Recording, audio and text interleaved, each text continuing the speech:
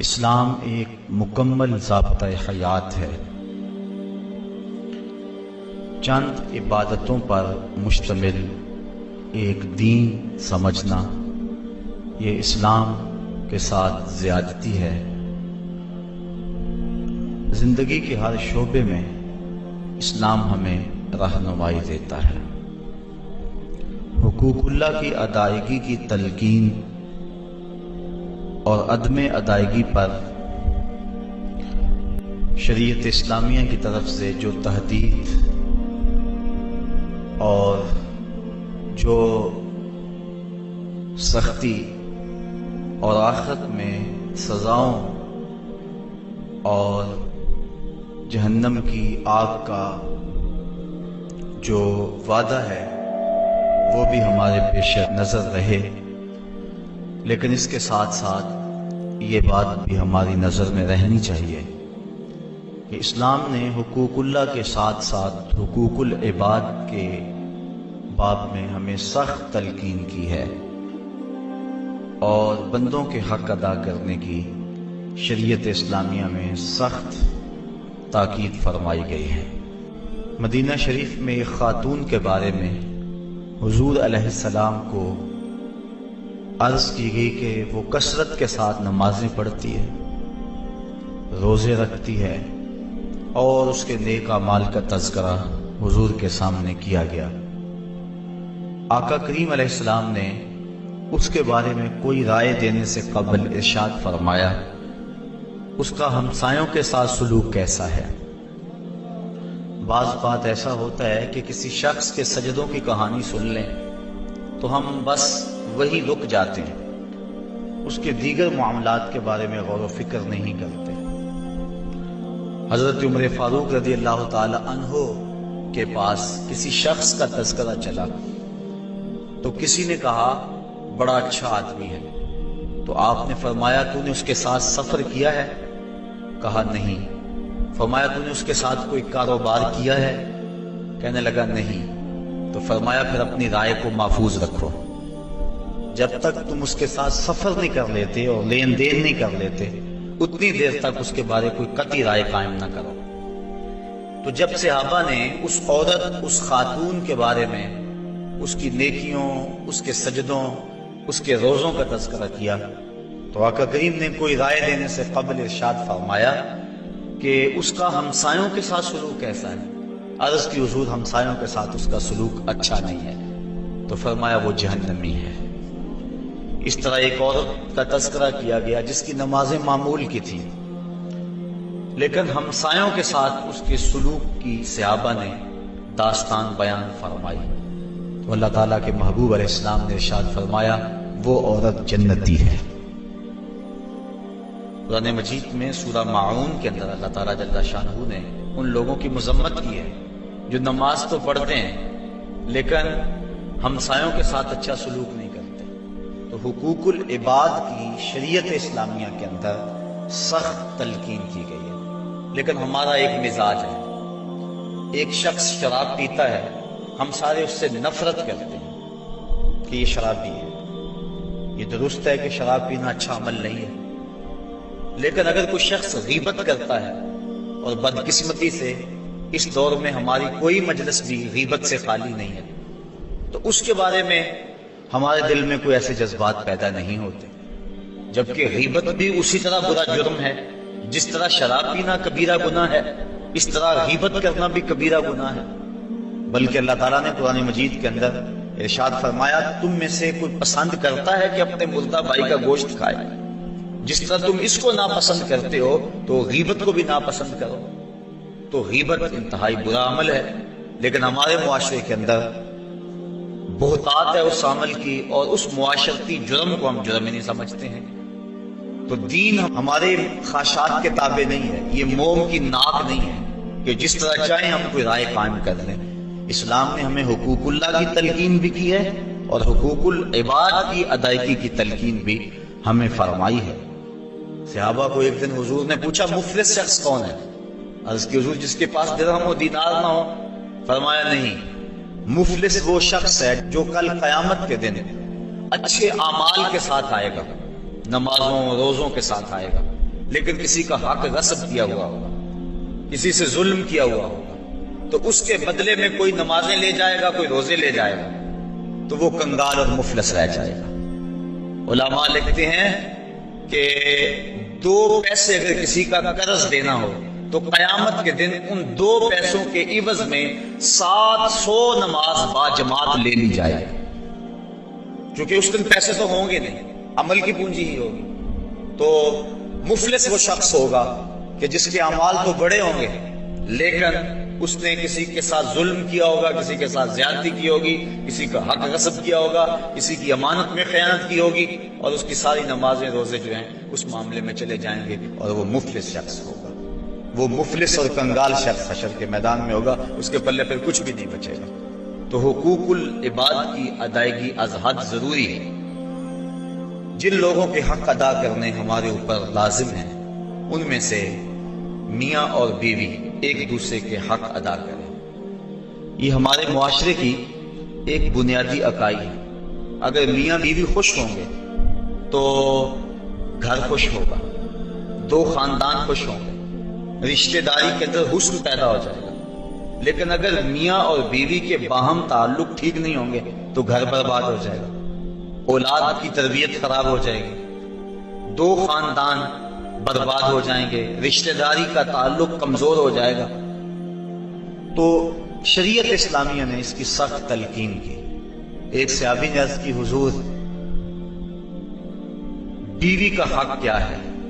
ما حق المرأة علی الزوج، عورت کا حق خامد کے اوپر کیا ہے؟ تو حضور علیہ السلام نے فرمایا کہ جو آپ کھائے وہ اس کو کھلائے۔ یعنی یہ نہیں ہے کہ میاں اور بیوی کے کھانے میں اور ان کی غذا میں فرق ہو، جس طرح کا کھانا خود کھائے اس طرح کا اپنی بیوی کو کھلائے۔ اور دوسرا فرمایا کہ جس طرح کا خود لباس پہنے اس طرح کا اپنی بیوی کو لباس پہنائے۔ تیسرا حق حضور علیہ السلام نے یہ بیان فرمایا کہ تو اس کے چہرے پہ نہ مارے، گھر میں 100 شکر رنجی ہو جاتی ہے، ولا یضرب الوجہ، چہرے پہ نہ مارے۔ آقا کریم علیہ السلام نے فرمایا لا تضربوا اماء اللہ، اللہ کی لونڈیوں کو مارو نہ، منع فرمایا گیا۔ بعض مرد اپنی حاکمیت جگانے کے لیے اپنے کی جو مجالس منعقد کی جاتی ہیں اس کے تو بہت سارے مقاصد ہوتے ہیں، لیکن بنیادی مقاصد 3 ہوتے ہیں جن کے لیے اس قبیل کی مجالس کا انعقاد ہوتا ہے۔ سب سے پہلے ایصال ثواب مقصود ہوتا ہے، جس کے لیے آپ اور آج میں جمع ہیں۔ مرنے والوں کے لیے مغفرت کی دعائیں اور ان کے لیے اللہ کے حضور التجائیں، یہ ان کا حق ہوتا ہے۔ بلکہ ایک حدیث پاک میں مرنے والوں کے 4 حقوق کا ذکر کیا گیا ہے۔ بالخصوص ماں باپ جب انتقال کر جاتے ہیں تو ان کے حق ختم نہیں ہوتے۔ 4 حق ایسے ہیں جو مرنے کے بعد بھی واجب الادا ہوتے ہیں۔ ان میں سے پہلا حق الصلاۃ علیہما، ان پر جنازہ پڑھنا ہے۔ انتقال کے بعد والدین کا اولاد کے ذمے عائد ہونے والا پہلا حق ان پر جنازہ پڑھنا ہے۔ تجہیز و تکفین، تدفین، یہ اس کے زمرے میں آتی ہے۔ خوش نصیب وہ اولاد ہے کہ جو اپنے ماں باپ کا جنازہ پڑھنے کی صلاحیت رکھتی ہے، اور خوش نصیب وہ والدین ہیں کہ جن کی اولادیں ان کا جنازہ باقاعدہ پڑھ سکتی ہیں۔ ورنہ کتنے لوگوں کو میں جانتا ہوں کہ جنہوں نے اپنے ماں باپ کا جنازہ نہیں پڑھا۔ آپ سوچ رہے ہوں گے کہ وہ ملک میں موجود نہیں ہوں گے، کہیں سفر پہ ہوں گے۔ نہیں، وہ موجود تھے، قبرستان میں گئے ہیں، لیکن کھڑے رہے ہیں، جنازہ نہیں پڑھا۔ کیا اس شخص سے بڑا کوئی بد نصیب ہو سکتا ہے کہ جس نے اپنی حقیقی ماں کا جنازہ نہیں پڑھا، اپنے حقیقی باپ کا جنازہ نہیں پڑھا اور موجود بھی تھا؟ تو ایسے لوگوں کو آپ بھی جانتے ہیں۔ یہ وہ لوگ ہیں جنہیں جنازہ آتا نہیں ہوتا، اور وہ رسماً صف میں کھڑے ہوتے ہیں اور ماں باپ کا یہ حق ادا نہیں کر پاتے۔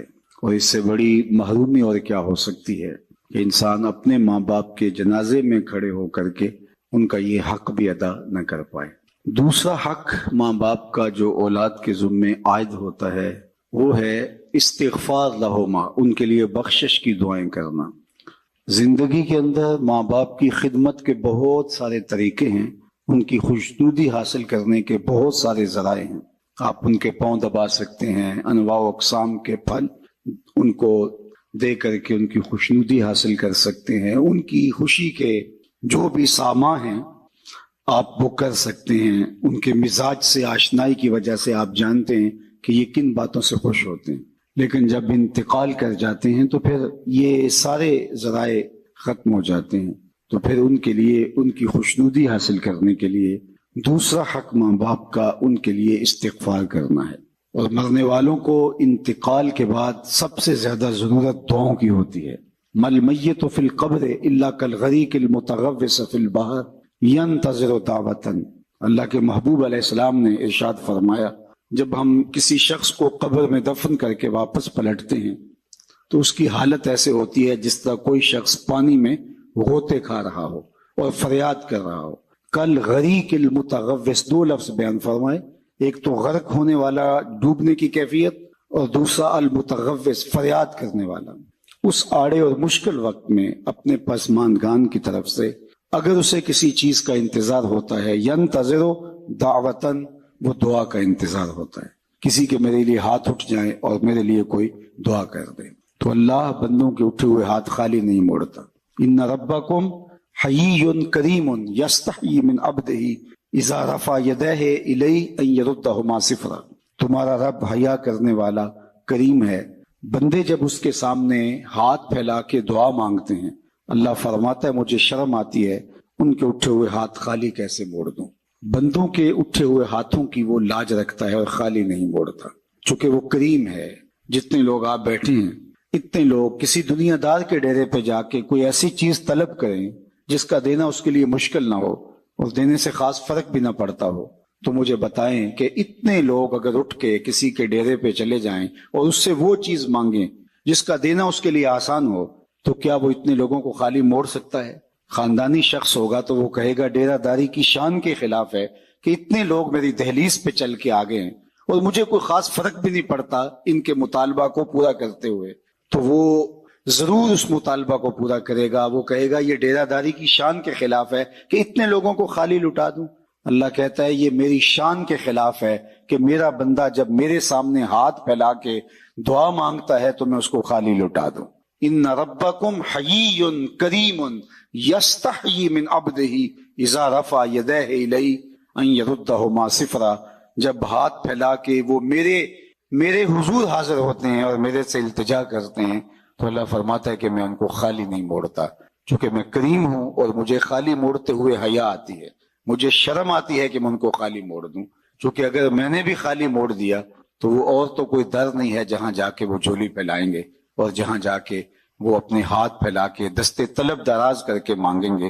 اگر میں نے بھی نہ دیا تو پھر وہ کس دہلیز پہ جائیں گے، کس در پہ جائیں گے؟ اور اگر کوئی خود مانگنے کے لیے تیار نہیں ہے تو اللہ تعالیٰ بے نیاز ہے۔ قل ما یعبأ بکم ربی لولا دعاؤکم، اے محبوب فرما دو اگر تم اسے نہیں پکارو گے تو وہ بھی پرواہ نہیں کرے گا۔ تمہاری ضرورت ہے، تم مانگتے رہو، جھولیاں پھیلاتے رہو، دستے طلب دراز کرتے رہو، وہ تمہاری جھولیاں بھرتا رہے گا۔ لیکن اگر تم متکبر ہو گئے، تم سرکش ہو گئے اور تم نے مانگنا چھوڑ دیا تو وہ اسے بھی پھر پرواہ نہیں، چونکہ وہ کریم بھی ہے اور وہ بے نیاز بھی ہے۔ تو تم اس سے دستے طلب دراز کر کے مانگو۔ پھر اللہ سے مانگنے کا کوئی وقت نہیں ہے، جب بھی مانگو در رحمت کو شادہ پاؤ گے۔ دنیا دار سے مانگنا ہو تو وقت دیکھنا پڑتا ہے، یہ تو سونے کا وقت ہے، اس وقت دستک دی تو الٹا طبیعت میں مزاج میں تلخی ہوگی، لیکن وہ مالک ہے لا تاخذہ سنۃ ولا نوم، نیند تو دور کی بات ہے، اسے تو اونگ بھی نہیں آتی ہے۔ تو دن کو جاؤ، رات کو جاؤ، دوپہر کے وقت در دستک پہ حاضری دو، رات کے پچھلے پہر اس کی دہلیز پہ جا کے دستک دو، جب بھی اسے پکارو گے وہ دینے پہ آمادہ ہے۔ دنیا دار سے مانگنا ہو تو اس کی زبان میں مانگا جاتا ہے، اللہ سے جس زبان میں مرضی مانگو، عربی میں مانگو، اجمی میں مانگو، ہندی میں مانگو، سندھی میں مانگو، اقبال کے لہجے میں مانگو، رومی کی طرز میں مانگو۔ نہیں مانگنا آتا خالی ہاتھ پھیلا دو، وہ بند لبوں کی بولیاں بھی جانتا ہے۔ مانگو تو صحیح، دستے طلب دراز تو کرو، ہاتھ تو پھیلاؤ۔ بت کے سامنے ہاتھ جوڑ کے زلیخا کہہ رہی تھی یا صنمی، یا صنمی، اے میرے بت مجھے بچھڑا ہوا یوسف ملا دے۔ پتھر کا مادو بلا اس کی فریاد کیا سنتا، لیکن اس کا اعتقاد تھا وہ سر شام بت کے آگے بیٹھ جاتی اور یوسف کے ملنے کی التجائیں کرتی، یا صنمی یا صنمی۔ عمر بیت گئی، نہ اس کا جذبہ کم پڑتا ہے اور نہ یوسف مل رہے ہیں۔ ایک دن رات کا پچھلا پہر تھا اور بت کے آگے ہاتھ جوڑے کھڑی تھی اور یا صنمی کا وظیفہ پڑھ رہی تھی کہ اچانک نیند کا جھٹکا آ گیا، زباں بل کھا گئی۔ یا صنمی پکارتے پکارتے کہنے لگی یا سمادی یا سمادی۔ آواز آئی جبریل یوسف کے گھوڑے کا رخ موڑ دے، بچھڑی ہوئی کو یوسف ملا دے۔ یا اللہ تجھے تو نہیں پکار رہی ہے، تو بت کو پکار رہی ہے، زباں بل کھا گئی ہے۔ یا صنمی کی بجائے یا سمادی کے لفظ زباں پہ آ گئے۔ کہا جبریل جیسے بھی اس کے لبوں پہ میرا نام تو آیا ہے، اگر میں نے بھی نہ دیا میرے اور بت میں فرق کیا ہوا؟ کوئی پکارے تو صحیح، کوئی دستے طلب دراز تو کرے، کوئی مانگے تو صحیح، ہاتھ تو پھیلائے اس کی چوکھٹ پہ۔ وہ کریم ہے، 70 پیار کرنے والا ہے، تو اگر اس کی دہلیز پہ مانگے تو وہ بندوں کی طلب سے سوا دیتا ہے، ضرورت سے زیادہ عطا کرتا ہے۔ تو پہلا مقصد اس کے حضور بخشش و غفران طلب کرنا ہے، اللہ کے حضور عرض کرنا ہے کہ مالک غفران و رحمت کے پردوں میں ہماری ماں کو ڈھانپ لے۔ یہ پہلا مقصد ہے آج کے اس اجتماع کے انعقاد کا۔ اور یہ بات ذہن میں رکھیں، جس طرح ماں باپ کی دعائیں اولاد کے حق میں قبول ہوتی ہیں، اس طرح اولاد کی دعائیں بھی ماں باپ کے حق میں قبول ہوتی ہیں۔ جب ماں باپ کے لیے اولاد دعا مانگتی ہے تو وہ خلوص ہوتا ہے اس دعا کے اندر۔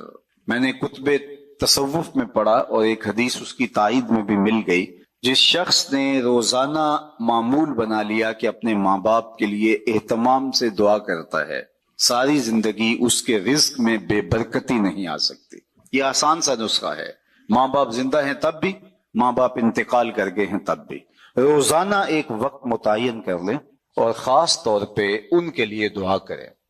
ویسے تو جو صالح پاکیزہ اولاد ہوگی، 5 گانا نماز کی عادی اولاد ہوگی، وہ اہتمام سے نہ بھی کرے تو دن میں کتنی مرتبہ اللہ کے حضور عرض کرتی ہے ربنا اغفر لی ولوالدی، اللہ مجھے بھی بخش دے، میرے ماں باپ کی بھی مغفرت فرما دے۔ تو خوش نصیب ماں باپ کے لیے دعاؤں کے سلسلے ہوتے ہیں، تو ماں باپ کے لیے دعاؤں کا سلسلہ جاری رکھنا یہ خوش نصیب اولاد کا مقصوم ہوتا ہے۔ اوروں سے دعا کروانا، آپ کو اس لیے بلایا گیا ہے نا کہ اتنے لوگوں کے ہاتھ اٹھیں گے، کتنے نیک بوڑھے بزرگ سفید ریش لوگ، نیک سادات کتنے لوگ ہیں، تو اللہ کسی کی قبول کر لے۔ تو اوروں سے دعا کروانا۔ حضرت ابو ہریرہ رضی اللہ تعالیٰ عنہ کہا کرتے تھے اللہم اغفر لابی ہریرہ ولأمی ولمن استغفر لہما، اے اللہ ابو ہریرہ کو بخش دے، ابو ہریرہ کی ماں کو بخش دے، اور جو ہم دونوں کے لیے بخشش کی دعا کرے اسے بھی بخش دے۔ حضرت محمد بن سیرین جلیل القدر تابعی ہیں، وہ جب بھی کبھی زندگی میں دعا مانگتے تھے تو یہ دعا ضرور ساتھ مانگتے، اللہ ابو ہریرہ اور ان کی ماں کی مغفرت فرما۔ تو کسی نے ان کو کہا کہ آپ کو کوئی خاص ہمدردی ہے، کوئی تعلق خاص ہے ان کے ساتھ؟ تو فرمایا کہ ہاں وہ تو سب کو ہی ہے، لیکن میں اصل ان کی دعا کا خود مصداق بننا چاہتا ہوں، چونکہ انہوں نے کہا تھا اے اللہ ابو ہریرہ کو بخش دے، ابو ہریرہ کی ماں کو بخش دے، اور جو ہم دونوں کے لیے بخشش کی دعا کرے اس کو بھی بخش دے۔ تو میں ان کے لیے دعا کر کے اپنی بخشش کا سامان کر رہا۔ تو اپنے ماں باپ کے لیے دعاؤں کے سلسلے کو کبھی بھی ٹوٹنے نہیں دینا چاہیے۔ والدین کے لیے کثرت سے دعا، اللہ اکبر، یہ اپنے باطن کی بہتری کا ذریعہ بنتی ہے اور رزق میں اضافے کا سبب بنتی ہے۔ اور خوش نصیب اولاد ماں باپ کے لیے دعا کو کبھی بھی ترک نہیں کرتے اور لوگوں سے بھی کہتے ہیں کہ میرے ماں باپ کے لیے مغفرت کی دعا کریں۔ حضرت ابو ہریرہ فرمایا کرتے تھے کوئی ہے جو مسجد اشار میں 2 رکعت پڑھے اور میری ماں کی مغفرت کی دعا کرے؟ تو غفران و بخشش کی دعاؤں کا سلسلہ یہ پہلا مقصد ہے آج کے اس اجتماع کا اور اس قبیل کے منعقدہ اجتماعات کا۔ دوسرا مقصد پسماندگان سے اظہار تعزیت کرنا ہے۔ گھر بیٹھے بھی ہم دعا کر سکتے تھے، لیکن یہاں آ کے دعا کرنے کا مقصد مرحوم کے یا مرحومہ کے پسماندگان سے اظہار محبت ہے، جس کے لیے ہم یہاں آتے ہیں اور دعا کرتے ہیں۔ اور یہ حضور کے عمل سے، سنت سے ثابت ہے کہ حضور مائز ابن مالک اسلمی کے گھر گئے ہیں جب ان کا انتقال ہوا، اور آقا کریم نے جا کر کے کہا استغفروا لمائز، مائز کے لیے بخشش کی دعا کرو۔ حالانکہ جب ان کا جنازہ اٹھا تو وہ ایک سلسلے میں موخوذ ہوئے، پھر حد جاری کی گئی تو آقا کریم نے فرمایا تھا کہ میرے مائز نے ایسی سچی توبہ کی ہے، اگر روئے زمین کے تمام لوگوں میں تقسیم کر دی جائے اہل ایمان میں، لکفاہم، سب کی مغفرت ہو جائے، یعنی ان کی توبہ کو اوروں میں بانٹا جائے تو وہ بھی بخشے جائیں، تو ان کے گھر حضور آ کے پھر دعا کیوں کرتے ہیں؟ جبکہ حضور فرما چکے ہیں، اور یہ بھی فرمایا کہ وہ جنت کی نہروں میں غوطے لے رہا ہے، جنت کی نہروں کے اندر وہ کلکاریاں لے رہا ہے، جنت کی نہروں میں نہا رہا ہے، تو پھر حضور ان کے گھر میں کیوں آئے؟ گھر میں اس لیے آئے کہ پسماندگان کی ڈھارس بندھائیں، اور جس گھر میں حضور آئے ہوں گے وہاں کوئی دکھ رہا ہوگا، وہ کیا کسی نے کہا یہ الگ بات ہے تم آئے ہو تو کوئی نہیں، ورنہ در تو یہاں ہزار رہتے ہیں۔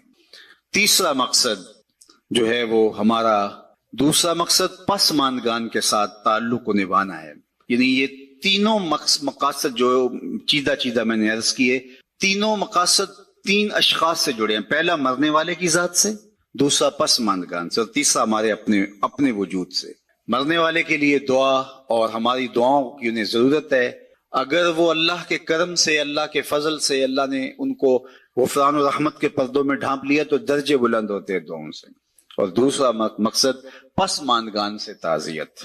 ظاہر ہے ماں ایک ایسا رشتہ ہے کہ جس کا نعم البدل کیا بدل بھی موجود نہیں ہے، انسان زندگی کے جس مرحلے میں بھی چلا جائے ماں کی کمی کو شدت کے ساتھ محسوس کرتا ہے۔ ابھی ہم اندر بیٹھے تھے تو یہاں سے کوئی شعر پڑھ رہا تھا تو آواز جا رہی تھی کہ ماں کی وفائیں جب حضور یاد کر کے رو پڑتے ہیں تو پھر ہم اپنی ماں کے لیے اپنے دل کے اندر کیا جذبات، کچھ اس مفہوم کا شعر تھا، اور وہ ایک باقاعدہ واقعہ موجود ہے۔ اللہ کے محبوب علیہ السلام باقاعدہ اپنی ماں کو یاد کرتے ہیں۔ الحاوی الفتاوی کے اندر امام سیوطی نے بڑی تفصیلی کہانی لکھی ہے کہ ایک دن حضور مکے سے ہجرت فرما کے جب مدینہ تشریف لائے تو ایک دن مسجد نبوی میں نماز پڑھانے کے لیے اللہ کے محبوب تشریف لے گئے۔ عشاء کی نماز کا وقت تھا تو ہجوم عاشقاں جو ہی حضور حجرہ نور سے باہر نکلے تو ادب سے صحابہ کھڑے ہو گئے۔ بس یہ لمحے حضور علیہ السلام کی آنکھوں کے سامنے آئے تو آنکھیں چھلکنے لگی، اور پھر حضور علیہ السلام نے ایک ٹھنڈی آہ بھری اور ایک جملہ ارشاد کیا، لو ادرکت والدی او احدہما، کاش آج میرے ماں باپ زندہ ہوتے، یا کم از کم میری ماں ہی زندہ ہوتی۔ انسان نے مشکل وقت دیکھا ہو، بعد میں خوشحالیاں آ جائے یا اور زیادہ خوشحالیاں اللہ عطا کر دے تو انسان آرزو کرتا ہے۔ آج تو اس دنیا میں یہ نفسی کی دنیا ہے، اس میں تو وہ کہتے ہیں قیامت کے اندر ہوگا نفسی کا عالم، تو یہ تو قیامت سے قبل ہی عالم ہو گیا ہے۔ تو آج تو کسی کی عزت پر لوگ آتش غیظ و غضب اور آتش حسد میں جلنے لگ جاتے ہیں، تو ایک ماں ایسا رشتہ رہ گیا ہے جس کو قلبی فرحت اور مسرت ہوتی ہے۔ اب آقا کریم علیہ السلام کا معاملہ آپ جانتے ہیں کہ پیدا ہونے سے قبل باپ کا انتقال ہو گیا، 6 سال کی عمر تھی کہ اپنی والدہ کے ہمراہ حضور مدینہ المنورہ میں پہنچے حضرت عبداللہ کی قبر کی زیارت کے لیے۔ جب واپس پلٹے تو بوا کے مقام پر حضرت آمنہ سلام اللہ علیہا کو سخت بخار ہو گیا، انہیں لگا کہ یہ میرا بخار جان لیوا ثابت ہوگا، تو انہوں نے حضور علیہ الصلوۃ والسلام کے سر پہ ہاتھ رکھا اور حضور سے کچھ کہنا چاہ رہی تھی، آخری بات، لیکن وہ ضبط کے بندھن ٹوٹ گئے اور چھم چھم آنسو آنکھوں سے ٹپکنے لگے۔ تو حضرت آمنہ نے جو جملے کہے علماء نے سیرت کی کتابوں میں موجود ہے، سیرت کی سب سے پہلی کتاب جو ہے وہ ابن حشام کے اندر یہ لفظ موجود ہیں کہ حضرت آمنہ بمشکل چند جملے ادا کر پائیں، اور وہ یہ تھے کہ بیٹا ہر نئی چیز سے پرانا ہو جانا ہے، ہر باقی نے فنا ہو جانا ہے، میں بھی جا رہی ہوں، وہ ذکر باق و ولد تو توہرا، لیکن میرا ذکر نہیں مٹے گا، اس لیے کہ تیرے جیسا ستھرا بیٹا چھوڑ کے جا رہی ہوں۔ جن ماؤں کے بیٹے اچھے ہوں ان کا تذکرہ مٹا نہیں کرتا، ان کی یادیں ختم نہیں ہوتی۔ یہ آخری لفظ تھے سیدہ آمنہ کے کہ ان کی سانس ٹوٹ گئی اور انتقال ہو گیا۔ حضور اپنی ماں سے لپٹ گئے اور بار بار کہتے تھے امی آپ آگے بولتی نہیں، لیکن خاموش ہو گیا تھا چمن بولتا۔ پھر ماں کی وہیں تدفین کی، ابوا کی ریت کے چھوٹے چھوٹے جو ہے وہ ٹکڑے پتھروں کے ماں کی قبر پہ رکھے، اور ہو بھی کیا سکتا تھا، وہ کیا کسی نے کہا تجھے کن پھولوں میں ہم کفن دیں، تو جدا ہی ایسے موسموں میں ہوا جب درختوں کے ہاتھ پھولوں سے خالی تھے۔ ماں کی تدفین کے بعد ام ایمن کے ساتھ حضور لپٹ کے بیٹھ گئے اور حضرت عبد المطلب کے پاس انہوں نے آ کے خبر دی کہ آپ کی بہو انتقال کر گئی راستے میں، اور ابوا میں ہم نے تدفین کر دی۔ ابن حشام نے لکھا ہے کہ حضور کو آغوش میں سمیٹ کر حضرت عبد المطلب بہت روئے اور ام ایمن سے ہی کہا کہ میرے بیٹے کا تم نے بہت خیال رکھنا ہے، اور آقا کریم علیہ الصلوۃ والسلام کی ذمہ داریوں کو جس طرح پھر وہ نبھاتے رہے وہ تاریخ کا ایک انوکھا باب ہے۔ اور حضرت ام ایمن نے جس طرح ڈیوٹی سر انجام دی، حضور علیہ السلام فرمایا کرتے تھے ام ایمن میری ماں کے بعد میری ماں ہے۔ پھر حضرت عبد المطلب کا بھی انتقال ہو گیا 2 سال کے بعد، اس وقت حضور علیہ السلام کی عمر 8 برس تھی۔ سیرت کی کتابوں میں یہ واقعہ موجود ہے کہ جب امیر قریش حضرت عبد المطلب کا جنازہ اٹھا، پورا مکہ امڈ آیا، لیکن 8 سال کے بچے کو دیواروں سے لپٹ لپٹ کے لوگوں نے روتے ہوئے دیکھا۔ پھر چچا کی کفالت، پھر وہ وقت بھی گزرا، مکے کے بازار، طائف کی گلیاں، کھدے ہوئے گڑھے، ڈالی جانے والی اجریاں، آلام، تکلیفیں، کفار کی طرف سے ریشہ دوانیاں، جبر، ظلم اور استبداد کی لمبی داستانیں۔ اللہ کا حکم ہوتا ہے کہ آپ ہجرت کر کے مدینے آ جائیں، تو حضور علیہ السلام مدینے چلے گئے۔ تو آج حالات بدل گئے، حضور جو ہی حجرہ انور سے باہر نکلے صحابہ دب سے کھڑے ہو گئے۔ وہ وقت بیت گیا جب لوگ پتھر مارتے تھے، اب صحابہ پلکیں بچھاتے ہیں۔ وہ وقت گزر گیا جب لوگ آوازیں کستے تھے، صحابہ صفوں میں ہاتھ باندھے منتظر ہیں، اور جو ہی حجرہ انور سے حضور نکلے تو ادب سے استادہ ہو جاتے ہیں۔ تو آقا کریم کی نظر پلٹ کے ابواب میں چلی گئی، اور مکے کی گلیوں میں ہونے والے ظلم و جبر کو حضور علیہ السلام نے تصور میں لا کر کے کہا، لو ادرکت والدیہ او احدہما، کاش آج میرے ماں باپ زندہ ہوتے، یا کم از کم میری ماں ہی زندہ ہوتی، وانا اصلی صلاۃ العشاء، اور میں لوگوں کو نماز عشاء پڑھا رہا ہوتا، واقرأ فیہا بفاتحۃ الکتاب، اور اس میں سورہ فاتحہ کی تلاوت چل رہی ہوتی۔ پھر میری ماں کو میرے ساتھ کوئی کام یاد آ جاتا، وہ دروازے پر آتی، چلمن سرکاتی، اور میٹھی آواز میں مجھے بیٹا محمد کہہ کے آواز دیتی، تو میں لوگوں میں اپنی نماز چھوڑ کے ماں کی بات سن لیتا۔ ماں کی کمی کو انسان ہر دور میں، ہر لمحے میں محسوس کرتا ہے، چونکہ یہ رشتہ ہی ایسا ہے جس کا نعم البدل کیا بدل بھی موجود نہیں ہے۔ ماں جب بولتی ہے تو اس کے لہجے میں جبریل بولتا ہے، ماں جب مسکراتی ہے تو لگتا ہے جنت کے سارے پھول کھل اٹھے ہیں۔ ماں کو اللہ نے وہ درد، وہ درک، وہ محبت، وہ پیار اور وہ تڑپتی ہوئی بےتاب ممتا دی ہے کہ جس کی کوئی مثال ہی نہیں ہے۔ ایک شاعر ہوا تابش، اس نے ماں کے پیار کو کتنے خوبصورت پیرائے میں بیان کیا۔ ایک مدت سے میری ماں نہیں سوئی تابش، میں نے ایک بار کہا تھا مجھے ڈر لگتا ہے، کہا بچپن میں میرے منہ سے نکلا تھا امی مجھے رات کو ڈر لگتا ہے، کہتا ہے بوڑھا ہو گیا ہوں لیکن میری ماں اب بھی میرے بستر پہ پھونکے مار کے سوتی ہے کہ میرے بیٹے کو کہیں ڈر نہ لگ رہا ہو۔ اللہ اکبر۔ ہمارے ایک بہت بڑے ادیب گزرے ہیں، ان کی والدہ انتقال کر گئی، تو انہوں نے ایک کالم لکھا تھا اس زمانے میں، آپ کی پتلیوں پہ میری محبت لکھی ہے، رات کے اندر خنکی بڑھ رہی ہے اور آپ دیر سے تشریف فرما ہے، آخر میرا آپ کا تعلق کیا ہے؟ کوئی کاروباری سانجھ ہے تو جواب نفی میں ہوگا، کوئی رشتہ داری ہے تو جواب 100% نفی میں ہوگا، لیکن اس کے باوجود میرے دل میں آپ کے لیے محبتوں کی ایک کائنات آباد ہے، اور آپ کے دل میں میرے لیے الفتوں کا ایک جہاں آباد ہے۔ تو یہ محبت پیدا کیسے ہوئی؟ تو میرے استاد جھوم کے کہتے تھے محمد کی محبت، محمد کی وساطت سے محبت تیری میری ہے، محبت اصل ہے ان کی، نہ تیری ہے نہ میری۔ تو اسی لیے آپ مجھ سے محبت کرتے ہیں اور میں آپ سے محبت کرتا ہوں۔ وہ سانجھ، وہ بنیادی نقطہ، وہ مرکزی نقطہ ذات رسالت مآب صلی اللہ علیہ وآلہ وسلم کا ہے، جس نے امت کو جوڑ دیا۔ بلال حبشے سے تھے، صہیب روم سے تھے، حضرت ابو بکر عمر مکے سے تھے، حضرت سعد مدینے کے تھے، حضرت سلمان فارس سے تھے، اور حضرت ابو ہریرہ یمن سے تھے، لیکن سب کو ایک لڑی میں پرو دیا اور وحدت کے ساتھ ان کو ایک امت بنا دیا۔ تو یہ وحدت کا نور نصیب ہوا، تو یہ حضور کی محبت تھی جس نے سب بکھرے ہوں کو جوڑ کر ایک صف میں کھڑا کر دیا۔ آج بھی اگر امت جمع ہونا چاہتی ہے، ان فرقہ بندیوں سے بچنا چاہتی ہے، ان جغرافیائی ٹکڑیوں میں جو پھنسے ہوئے ہیں اس سے اپنے آپ کو نجات دینا چاہتی ہے، اور ایک جسد واحد کی طرح بننا چاہتی ہے، تو سب کو حضور کی چوکھٹ پہ آنا ہوگا۔ اقبال نے کہا قوت عشق سے ہر پست کو بالا کر دے، دہر میں اس میں محمد سے اجالا کر دے۔ تو یہ نام ہم سب کو جوڑ سکتا ہے، یہ نام ہم سب کو ایک مرکز پہ جمع کر سکتا ہے، اور پھر جب ہم اس نام سے وابستہ ہو کے اتحاد اور یگانگت کے نور سے مالا مال ہو جاتے ہیں تو سامعین پھر کوئی ہماری ہوا کی طرف بھی نہیں دیکھ سکتا. پھر کسی کی جرأت کیسے کہ وہ ہمارے ساتھ وہ سلوک کرے جو اس وقت غزہ میں ہو رہا ہے, وہ سلوک کرے جو اس وقت کشمیر میں ہو رہا ہے, اس وقت جو برما میں ہو رہا ہے. پھر کسی کی جرأت بھی کیا کہ وہ میلی آنکھ اٹھا کر کے دیکھے. پھر یہ کائنات کو ہم مسخر کرنے والے ہوں گے اگر ہم حضور کی محبت کے دائرے میں آ کر کے جسد واحد کی شکل میں ایک امت بن کے ابھریں گے. میں اگر آپ کو اقبال کے سارے کلام کا خلاصہ بیان کروں تو ایک شعر کی صورت میں جو جواب شکوہ میں ہے پورے کلام کا رس نچوڑ کے دے سکتا ہوں. اقبال نے کہا تھا کہ اس نے کہا تھا کی محمد سے وفا تو نے تو ہم تیرے ہیں, یہ جہاں چیز ہے کیا لوح و قلم تیرے ہیں. اگر تم سے وفا کا رشتہ مستحکم کر لیتا ہے پھر قلم بھی تیرے ہاتھ میں دے دیں گے, تختی بھی تمہیں پکڑا دیں گے. پھر جو لکھنا ہوا خود ہی لکھ لینا.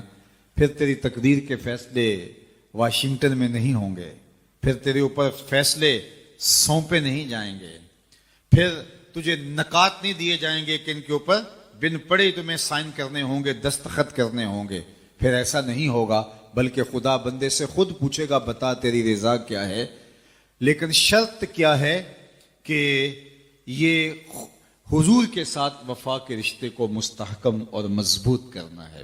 تو آئیے میں اور آپ اپنے آقا و مولا حضور ختم المرتبت کے ساتھ اپنی محبت کے رشتے کو مستحکم اور مضبوط کریں. عالی مرتبت سامعین, اگر ہم حضور سے رشتہ الفت استوار نہیں کرتے تو ہمارے ایمان کی ہی تکمیل نہیں ہوتی. خود ذات رسالت مآب صلی اللہ علیہ وآلہ وسلم نے ارشاد فرمایا لا یؤمن احدکم حتی اکون احب الیہ من والدہ وولدہ والناس اجمعین. اتنی دیر تک تم میں سے کوئی کامل مومن نہیں ہو سکتا جب تک اپنے ماں باپ سے, اپنی اولاد سے, کائنات کی ہر شے سے زیادہ اسے میں محبوب نہ ہو جاؤں. محمد ہے متاع عالم ایجاد سے پیارا, پدر مادر برادر جان مال و اولاد سے پیارا. محمد کی محبت دین حق کی شرط اول ہے, اسی میں ہو اگر خامی تو سب کچھ نامکمل ہے. تو یہ الفت جب پختہ ہوتی ہے تو پھر انسان کے لیے راہیں کھلنا شروع ہو جاتی ہیں. اللہ کے محبوب تشریف فرما تھے تو ایک صحابی حاضر ہوئے اور عرض گزار ہوتے ہیں متی الساعہ یا رسول اللہ, حضور قیامت کب آئے گی؟ تو آقا کریم نے فرمایا ما عادت لہا, تم نے کیا تیاری کر رکھی ہے؟ ایک طالب علم استاد سے پوچھے کہ استاد جی پیپر کب ہوں گے, امتحان کب ہوگا؟ تو استاد یہی سمجھ پائے گا کہ اس نے بہت اچھے سے تیاری کر رکھی ہے اور بے تابی سے یہ امتحان کا انتظار کر رہا ہے. تو اس نے حضور سے پوچھا متی الساعہ, قیامت کب آئے گی؟ قیامت تو وہ جس سے بڑے بڑے تھر تھر کانپتے ہیں, لیکن یہ پوچھ رہے قیامت کب آئے گی. تو آقا کریم نے فرمایا ما عادت لہا, تو نے تیاری کیا کر رکھی ہے کہ تم اتنی بے تابی سے قیامت کا انتظار کر رہے ہو؟ تو اس کا جواب سنیے. اس نے کہا میں اللہ اور اس کے رسول سے پیار کرتا ہوں, یہ ہے میری تیاری کہ میں ان سے محبت کا دم بھرتا ہوں. اللہ اکبر. تو اللہ کے محبوب علیہ السلام نے فرمایا کہ المرء مع من احب, جو جس سے پیار کرتا ہے اسی کے ساتھ اٹھایا جائے گا, اسی کے ساتھ ہوگا. حضرت انس رضی اللہ تعالی عنہ فرماتے ہیں کہ ایمان لانے کے بعد ہمیں سب سے زیادہ خوشی اگر کسی بات کی ہوئی تو وہ اس بات کی ہوئی کہ آقا کریم نے فرمایا کہ جو جس سے پیار کرتا ہے اسی کے ساتھ اس کا حشر ہوگا. اور پھر خود ہی فرماتے ہیں ہم حضور سے پیار کرتے ہیں اور ابو بکر و عمر سے پیار کرتے ہیں, اور ہمارے اعمال ان کے اعمال جیسے تو نہیں ہیں, لیکن ان کی محبت کی وجہ سے ہمارا حشر کل قیامت کے دن انہی کے ساتھ ہوگا. تو جو جس سے پیار کرتا ہے, جس سے محبت کا ربط و رشتہ رکھتا ہے, تو وہ اسی کے ساتھ اس کا حشر کیا جائے گا اور اسی کے ساتھ وہ اٹھایا جائے گا. تو عالی مرتبت ہم اس لیے اللہ کے محبوب علیہ الصلوۃ والسلام سے محبت اس لیے بھی کرتے ہیں کہ قیامت کے دن آقا کریم علیہ السلام کی قربت کا ہمیں نور نصیب ہو جائے اور جنت میں آقا کریم علیہ الصلوۃ والسلام کی سنگت نصیب ہو جائے. اور یہ وہ شوق فراواں ہے جو ہمیں آقا کریم علیہ الصلوۃ والسلام کے ساتھ مزید محبت کا سبب اور ذریعہ بنتا ہے. اور یہ بات بھی ذہن نشین رکھیے گا کہ محبت کسی خالی دعوے کا نام نہیں ہوتی, محبت قدم قدم پہ قربانی مانگتی ہے, لہجہ لہجہ. سورۃ المزمل بسم اللہ الرحمن الرحیم. اب یہ جوڑا ہے سورہ مدثر اور مزمل، اور یہاں سے آگے تمام صورتیں اب جوڑوں کی شکل میں آئیں گی. یہ ہے 73ویں صورت. تو 28 صورتیں ابھی جو ہے وہ موجود ہیں، اور اس کی اور پھر 14 اور، تو گویا کہ 35 صورتیں جو ہیں، کیونکہ 114 ہے کل صورتیں. یہ جتنی بھی آئیں گی اب 36 صورتیں، یہ سب کی سب جو ہیں یہ جوڑوں کی شکل میں. یا ایھا المزمل یا ایھا المدثر، بالکل ایک طرح سے انداز.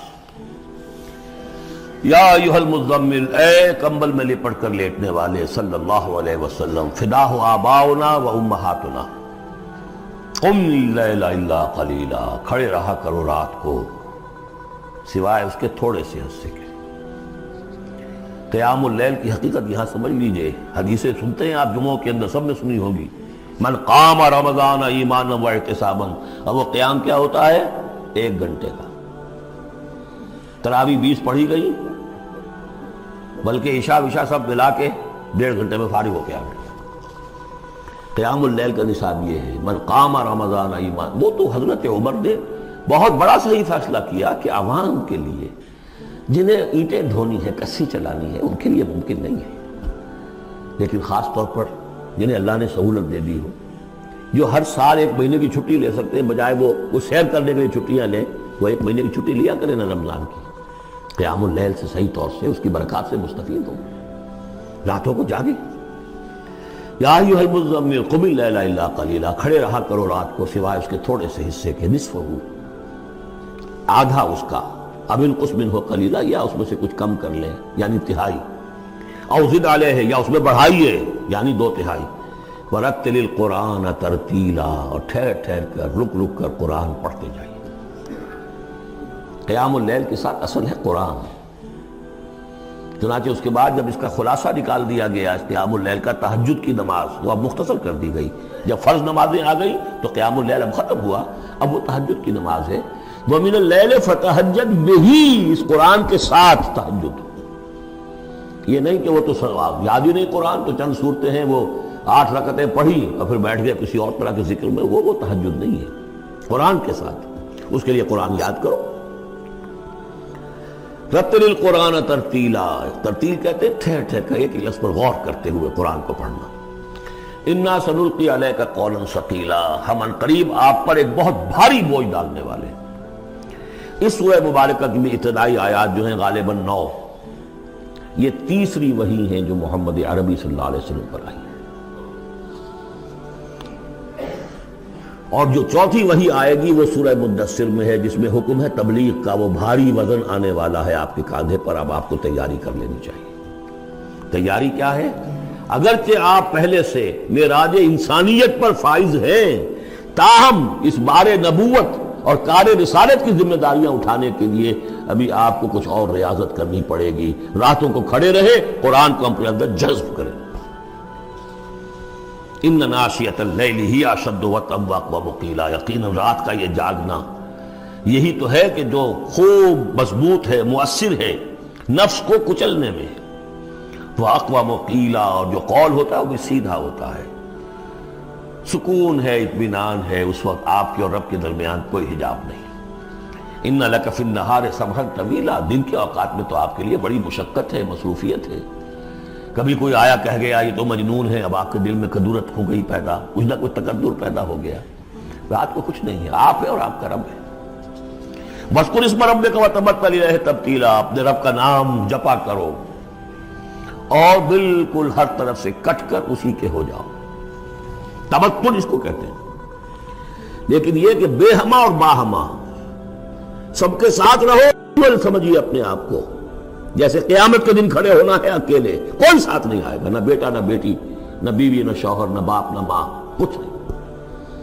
یہ ہر شخص کی ایک انڈیویجویلٹی ہے، اس کی اپنی ایک شخصیت ہے.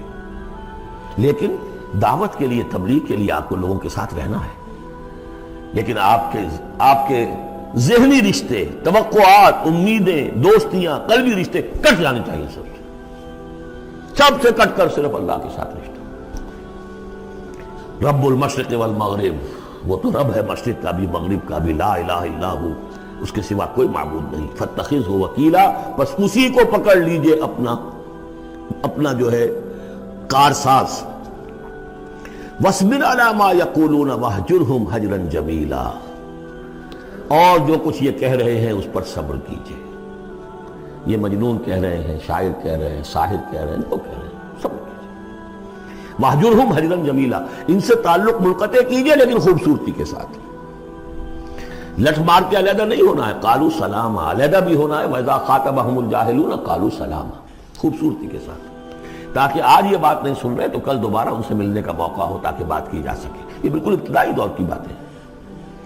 پھر وہی بات آگے، ذرنی، مجھے چھوڑیے، ذرنی والمکذبین اولی النعمہ، چھوڑیے مجھے اور یہ جو جھٹلانے والے ہیں جو بڑی نعمتوں کے اندر ہم نے ان کو رکھا ہے. اولی النعمہ، ہم نے ان کو کھانے پینے کو دیا، اولاد دی، بڑی سی جائیداد دے دی. وَمَهِّلْهُمْ قَلِيلًا، اور اے نبی ذرا انہیں کچھ دیر مہلت دیجیے، جلدی نہ کیجیے. وَلَا تَعْجَلْ عَلَيْهِمْ، یہ بھی ہم پڑھ چکے ہیں، ان پر جلدی نہ کیجیے. مَهِّلْهُمْ قَلِيلًا، آخری پارے میں بھی آ جائے گا سورۃ مَهِّلْهُمْ أَمْهِلْهُمْ رُوَيْدًا، تو ان کو ذرا مہلت دیجیے تھوڑی دیر کی. اِنَّا لَدَيْنَا أَنْكَالًا وَجَحِيمًا، ہمارے پاس ان کے لیے بیڑیاں ہیں، آگ ہے، وَطَعَامًا ذَا غُصَّةٍ، کھانا وہ ہے کہ جو حلق میں اٹک جائے گا، زقوم میں منہ ماریں گے، وَعَذَابًا أَلِيمًا، اور دردناک عذاب ہے. یہ جا رہے ہیں کشا کشا ادھر، لیکن یہ کہ ابھی ہمیں وہ اجل مسمى جب آئے گی اس وقت تک کے لیے ہم انہیں مہلت دیں گے، ان کی رسی دراز کریں گے. یوم ترجف الارض والجبال وکانت الجبال کثیبا مہیلا، جس دن کے کانپے گی زمین بھی اور پہاڑ بھی لرزیں گے، اور ہو جائیں گے پہاڑ جیسے ریت کے پھسلتے ہوئے تودے ہوں. جیسے آپ نے سینڈ ڈیوز دیکھے ہوں گے، وہ پھسل رہی ہے ادھر سے ادھر. یہ پہاڑ کوہ ہمالیہ یہ بھی اس طرح کا تودا بن کے اور پھسل کر اور سب برابر ہو جائے گا. لا عوج فیہ ولا امتا، نہ کوئی ٹیڑھ رہے گا، نہ کوئی موڑ ہوگا، نہ کوئی اور، سیدھی چٹیل زمین. انا ارسلنا الیکم رسولا، دیکھو لوگو اے قریش، ہم نے تمہاری طرف اپنا رسول بھیج دیا ہے. شاہدن علیکم، شاہدن علیکم، جو تم پر گواہ بنے گا. یہاں تمہیں گواہی دے گا اپنے قول اور اپنے عمل سے حق کی، اور وہاں تمہارے خلاف کھڑا ہوگا، اے اللہ میں نے ان کو پہنچا دیا تھا دین. کما ارسلنا الی فرعون رسولا، جیسے کہ ہم نے بھیجا تھا فرعون کی طرف بھی اپنا رسول حضرت موسیٰ علیہ السلام. فعصا فرعون الرسول، تو فرعون نے بھی رسول کی یعنی حضرت موسیٰ کی معصیت کی، ان کا نافرمانی کی. فاخذناہ اخذا وبیلا، تو ہم نے پکڑ لیا اس کو بڑا وبال والی پکڑ. فکیف تتقون ان کفرتم، اب اگر تم کفر کرو گے تو تم کیسے بچ جاؤ گے؟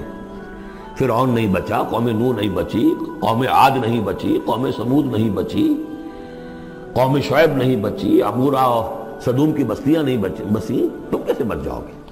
فکیف تتقون ان کفرتم یوما یجعل الولدان شیبا، اس دن جس دن کا کہ جو دن کے بچوں کو بوڑھا کر دے گا. قیامت کا دن، اس کے شدائد، اس کی سختیاں. السماء منفطر بہ، آسمان اس کے ساتھ پھٹ پڑنے کو ہے، یعنی وہ ثقلت فی السماوات والارض، وہ کہیں باہر سے تو نہیں آئے گی. وہ قیامت وہ انہی آسمانوں اور زمین کے اندر جو ہے وہ اسی میں انہیرنٹ ہے. السماء منفطر بہ، آسمان پھٹ جائے گا. کان وعدہ مفعولا، اور اللہ کا وعدہ پورا ہو کر رہے گا. ان ھذہ تذکرہ، یقیناً یہ یاد دہانی ہے، تذکرہ ہے، نصیحت ہے. فمن شاء اتخذ الی ربہ سبیلا، تو جو کوئی بھی چاہے وہ اپنے رب کی طرف راستہ اختیار کر لے. سیدھا راستہ ہے، صراط مستقیم ہے. آج ہی بسم اللہ کرو، آج ہی توبۃ النصوح کر کے گھروں میں داخل ہو. اب یہ ہے 19 آیات، لیکن اس کے بعد جو ایک آیت پر پورا رکوع مشتمل ہے، اس کے بارے میں بہت عرصے تک میں بہت پریشان رہا اس کو سمجھنے میں، اور میں حیران ہوں کہ تفاسیر میں کہیں مجھے کوئی اس کے لیے بات نہیں ملی. اتفاقاً ہے کہ میں الاتقان فی علوم القرآن اس کا مطالعہ کرتے ہوئے مجھے حضرت عبداللہ ابن عباس رضی اللہ تعالیٰ عنہما کا ایک قول